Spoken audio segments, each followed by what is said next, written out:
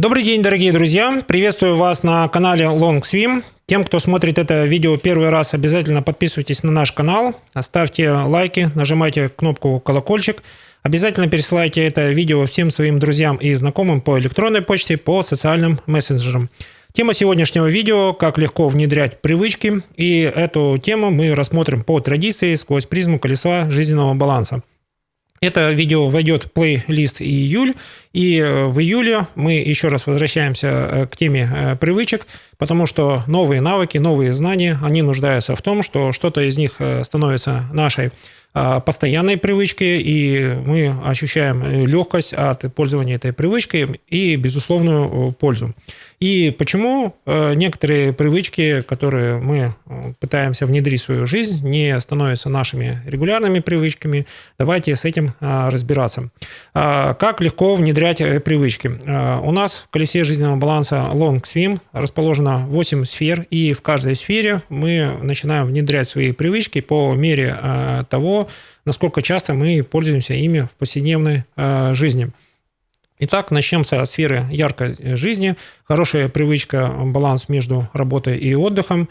Хорошая привычка – ложиться спать до 22:00. Хорошая привычка – в свои выходные разгружать от каких-то рутинных дел и свободное время выходные тратить на то, чтобы у вас появился заряд положительной эмоциональной энергии, чтобы у вас была возможность соблюдать баланс между работой и отдыхом. Хотя мы работе уделяем традиционном нашем графике более 5 дней, отдых у нас 2 дня, то есть по календарным дням баланса у нас нету, но мы понимаем, что нам 2 дней вполне достаточно, чтобы мы с новыми силами, с новой энергетикой вернулись к нашей профессиональной деятельности. Миссия колеса жизненного баланса LongSwim – это профессиональное и личное долголетие. Как только вы признаете тот факт, что вы хотите жить долго, окруженными своими единомышленниками, достигая своих целей легко, без лишней нервотрепки, без лишних затрат, вам уже становится интересно те инструментарии и методика колеса жизненного баланса LongSwim. Колесо жизненного баланса LongSwim – это открытая система. Мы готовы к тому, что если у вас появляется какой-то инструментарий, какие-то знания, какая-то база знаний, которые вы хотите поделиться, пожалуйста, пишите об этом в комментариях. Мы все с удовольствием рассмотрим. Если мы чувствуем, что это какой-то инсайт супер вау, с нас огромная благодарность и дополнительное видео по этой теме. Итак, как в сфере яркость жизни легко внедрять привычки. О стандартной привычке первой я уже рассказал. Вторая привычка – это она приобретается в течение полугода, как вы начнете практиковать колесо жизненного баланса. Это привычка не суетиться, никуда не спешить и понимать, что мы эти вещи, которые мы называем своими планами на день, на неделю, на месяц, везде успеваем. Для этого не обязательно включать режим «опаздываю», то есть суета – это следствие режима «опаздываю», боязнь не успеть. Мы начинаем опаздывать и не успевать только тогда, когда мы для достижения своих целей стянули мало ресурсов, выделили слишком мало времени или ситуация такая, что это нужно сделать в какой-то сжатый промежуток времени. И здесь мы плавно переходим к теме состояния, как внедрение привычек зависит от состояния. Если мы находимся в состоянии 0,4, это очень такое переменчивое состояние, в котором очень мало действий и много эмоций. Все привычки, связанные с нашим эмоциональным состоянием, здесь легко внедряются, от них очень тяжело избавиться. И чем отличается состояние 4.8 от состояния 0.4? В состоянии 4.8 мы любим и уважаем те привычки, которые помогают нам достигать своих целей в профессиональной деятельности, в личной каких-то инициативах. И что нам дает привычка? Привычка нам дает возможность освободить функцию контроля от использование этой привычки, то есть у нас привычка ложиться и вставать в одно и то же время без будильника, это хорошая привычка, которая дает нам возможность понимать, что нам не нужен будильник, мы все прекрасно контролируем с помощью своего внутреннего состояния. Будильник – это внешний индикатор, что пора приступать к каким-то действиям. Если кому тяжело, в состоянии 0,4 используйте будильник. Люди в состоянии 4,8, они могут засыпать и просыпаться без будильника. Это один из признаков состояния 4,8. Кто с этим мнением не согласен, приглашаем к дискуссии. Пишите об этом в комментариях, предлагайте свои аргументы. Мы рады этой дискуссии, а я продолжаю. Переходим к следующей сфере, сфера духовный рост и творчество. Почему я рассказываю о сферах, которые идут по часовой стрелке? Потому что это видео больше посвящено для продвинутых пользователей, для тех людей, которые используют методику колеса жизненного баланса в своей профессиональной деятельности. Это психологи, психотерапевты, медики, те, кто работают со сферой душевного здоровья. Им важно понимать, что проработка сфер именно в такой последовательности приводит к лучшему результату. Вы можете использовать и свою методику, но когда вы начинаете со сферы яркой жизни, в предыдущих видео я уже говорил, что проработав сферу яркой жизни, вы 60% задач и запросов клиента или своих внутренних запросов решаете сами, потому что в состоянии яркой жизни вы резко переходите из состояния 0,4 в состояние 4,8, из состояния 4,8, а состояние 4,8 оно распространяется на все сферы жизни. Это состояние быть готовым к действиям, реализовывать намеченные планы. И чаще всего ошибка заключается в том, что вы достигли состояния 4,8, а цель вы еще не поставили, плана еще никакого нет, возникает простой. Вы сразу выпадаете в спасательство, вы занимаетесь чужими делами, чужими проблемами больше, чем своими. Только из-за того, что вы не поставили свои цели. Итак, в сфере духовный рост и творчество, как легко внедрять привычки. Здесь привычки очень простые. 3-4 часа в месяц уделяйте своему хобби.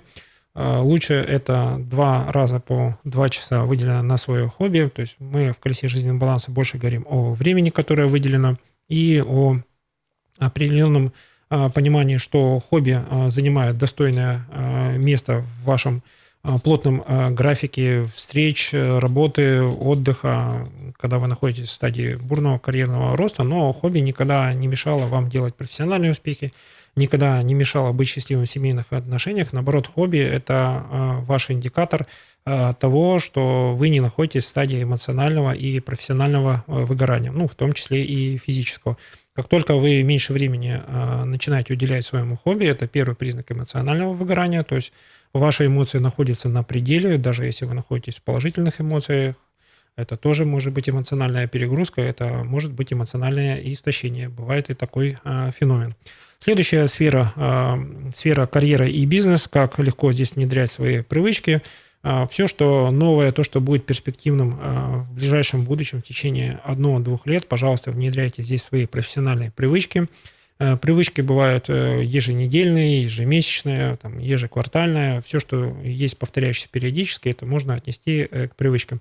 Я здесь не даю четкое определение привычки. Если вы мне поможете, что такое привычка, у вас есть какое-то свое яркое определение, желательно, чтобы оно было краткое, понятное широкому кругу читателей, пожалуйста, об этом пишите. Буду вам за это сильно признателен. Если мы говорим о собственном бизнесе, в сфере карьеры и бизнеса, у вас есть распределение времени между собственным бизнесом, пускай у вас будет 2 собственных бизнеса и 1 место работы. Соответственно, вы для того, чтобы управлять собственным бизнесом и в работе себя чувствовать достаточно хорошим, уверенным человеком, должны проработать у себя в сфере духовного роста и творчества элемент доверия. То есть, если вы доверяете тем бизнес-процессам, которые вы выбрали, если вы доверяете тем людям, которые работают в вашем бизнесе, у вас будет все хорошо.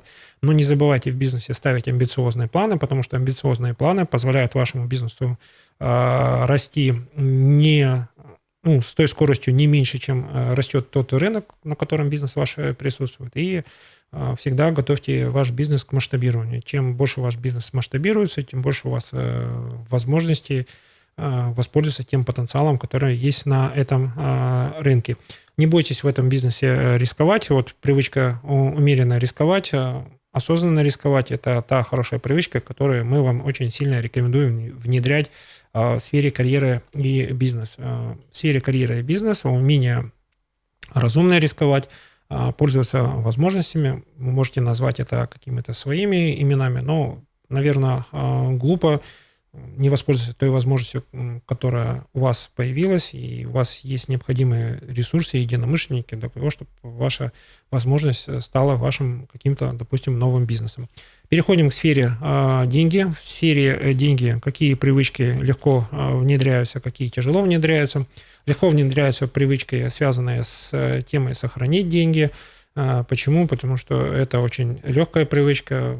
Заработали деньги, отложили, пускай они хранятся на всякий случай. И очень тяжело внедряются привычки, связанные с тем, что эти деньги нужно приумножать, эти деньги нужно правильно вкладывать. Мы еще раз говорим о том, что 1/3 от вашей накопленной суммы может быть применена для функции преувеличения. Опять возвращаемся к хорошей привычке разумно и умеренно рисковать. Сфера семья и отношения находятся по диагонали со сферой деньги. Если у вас с доверием хорошо, доверяйте деньги супруге, вашему любимому человеку. Возможно, это будет любимая женщина, возможно, это будет любимый мужчина. Пробуйте вдвоем сохранять и приумножать деньги. У вас получится опыт, что это нелегко. Тогда мы плавно переходим к сфере личностный рост. В сфере личностного роста вы не зря личностный рост рядом находится со сферой деньги. Сфера деньги говорит вам о том, что вам не всегда будет хватать ваших навыков и жизненного опыта для того, чтобы приумножать деньги. Поэтому в сфере личностного роста вы всегда можете найти экспертов, которые помогут вам рассказать о том, как можно увеличивать ваш доход, ваши деньги. Либо вы можете просто попробовать рискнуть чужими деньгами, стать менеджером проекта какого-то стартапа. Это сейчас модно, классно и перспективно. В сфере личностный рост какие привычки легко внедряются, тяжело внедряются привычки, связанные с применением ваших знаний. Это если вы такую привычку для себя осознали, попробовали, а для этого вам нужно всего лишь немного, блокнот для инсайта, умение записать, сформулировать каким-то образом инсайт. И второе – это внедрение этого инсайта в вашу повседневную жизнь. И вот именно на этапе внедрения у всех наступают трудности. То есть вы поняли, что это как бы легко, но чаще всего это остается в блокноте. И вот этот блокнот инсайтов помогает вам очень легко внедрять привычку именно монетизации ваших знаний, то есть что такое внедренное новшество, внедренное ноу-хау, внедренный инсайт. Вы всегда можете посчитать, сколько денег он вам принес, вы можете посчитать, какую-то пользу это вам принесло. На крайний случай помогло вам что-то сэкономить. Если мы перейдем в теме наставничества, в теме наставничества очень важно ваш опыт, который у вас есть, структурировать. И именно структурированный опыт, он ценится на этом рынке больше, чем опыт не структурированный. И здесь мы внедряем свою привычку. Надеюсь, оно для вас будет легкое. Отдельный блокнот для вашего опыта, вашей истории из жизни, которые явились для вас мотиватором для перехода на следующую ступень вашего роста. Или вы просто размышляете над тем, какие знания вам не хватило на тот момент. И если вы в наставничество заходите в возрасте примерно 30 лет, вы понимаете, каких знаний и навыков вам не хватает, плавно идете не спеша в повышение своей квалификации, и эта квалификация дает вам именно профессиональную уверенность и уверенность в том, что вы будете конкурентоспособны на этом рынке. Переходим в сфере здоровья и спорт. Какие здесь привычки легко внедрять? То есть любая привычка, которая есть у окружающих ваших единомышленников, она может стать и вашей привычкой. То есть вы заметили, что что-то вас воодушевило в привычке человека, который занимается спортом. Посмотрели, как это можно скопировать, как это можно повторить, какой лежит методический смысл, какой-то смысл в этой же привычке есть. И вот в сфере здоровья и спорт многие привычки, они не обладают какой-то рациональной или теоретической основой. Когда вы через призму духовной роста и творчества к этой привычке найдете какое-то понятное для вас объяснение, то вы поймете, что эта привычка вам будет приносить не только физическую радость, вот вы так сделали и вам так комфортно, но и вы понимаете, что в этой привычке есть еще смысл, толк более высокого уровня. Переходим к сфере друзья и окружение, как легко внедрять привычки, какие это могут быть привычки.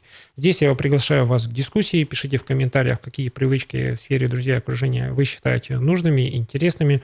Я всего лишь могу вам сделать акцент о том, что всегда коммуницируйте с теми людьми, которые помогают вам расти, которые заставляют вас стремиться к каким-то амбициозным целям, теми людьми, которыми вы восхищаетесь. Пожалуйста, смотрите, какими привычками эти люди обладают.